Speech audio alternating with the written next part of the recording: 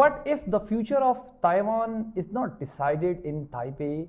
And what if it was quietly negotiated behind the closed door between the two men? The one is the Donald Trump and the other one is Xi Jinping.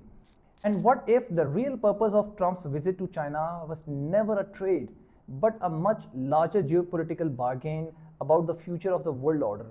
Because right now, something unusual is happening, and the United States needs the economic stability, whereas China needs a strategic space.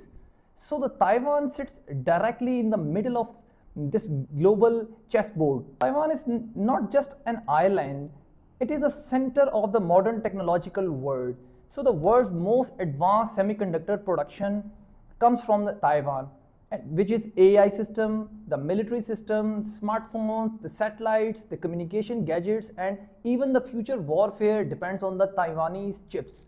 So who controls the Taiwan semiconductor ecosystem will control the nervous system of the 21st century. That is why China considers Taiwan a core national interest. And that is why US cannot easily walk away. But here is the uncomfortable reality. The United States and China are economically tied together too deeply for direct war. So a war over Taiwan would destroy the global trade system, the supply chain, the financial markets, the energy routes, and the semiconductor production, and possibly the global economy itself. So both sides are trapped in what game theory we call it as a mutual destruction scenario. So if the war cost is the greater than the strategic gains, the rational actor will opt for avoiding any kind of the direct confrontation or a direct conflict. So neither side fully trusts each other, but neither side can afford an uncontrolled escalation. So that's changed everything. Trump's talk very tough about China publicly, about the tariffs, about the trade wars and the technological competition. But strategically, Trump also understands something many politicians avoid admitting, that the China is no longer a rising power, but China is already a central pillar of the world economy. The US cannot isolate China completely, and China cannot replace the US-led financial system over the night. So instead of going into an open confrontation, both powers may move forward over a controlled competition. So that means that economic rivalry without the total war, military pressure without invasion, and the strategic bargaining behind the closed door. So Trump's visit to China was likely not only to a trade deal, but it was also about the managing the transition, because the world is slowly moving from a unipolar American world to a negotiated multipolar order, and Taiwan is the pressure point where the transition becomes more visible.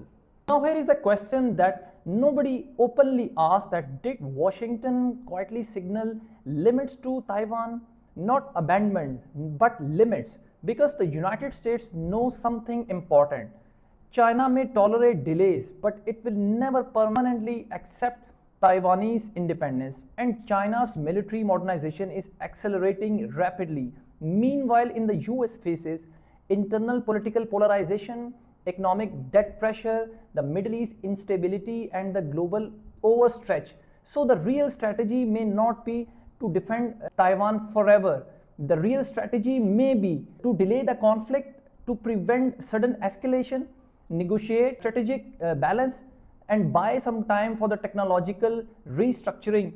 That is why Trump visit matters.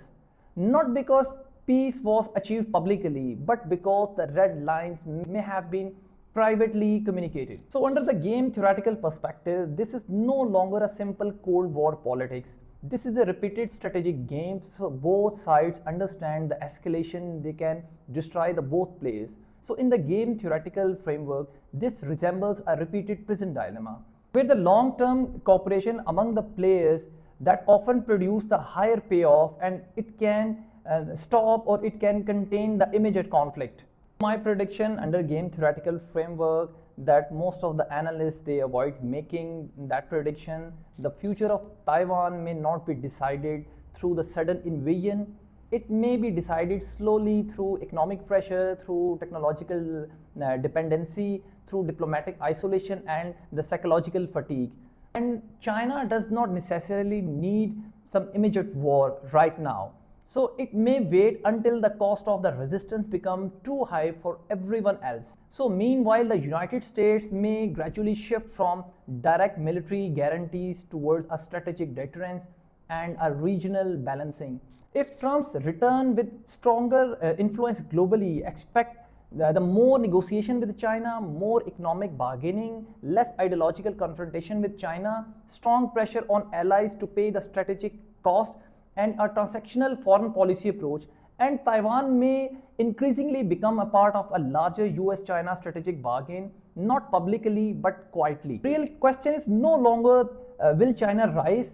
That has already happened. The real question is, can America and the China manage this transition without triggering into a global crisis? Because Taiwan is no longer just about a territory. It's about the technology, power, trade, AI, chip politics, military dominance, and the future architecture of the world order itself. And somewhere behind the closed door, the Trump and the Xi Jinping both understand this. The future may not belong to the side that shouts the loudest, but it may belong to the side that negotiates the smartest.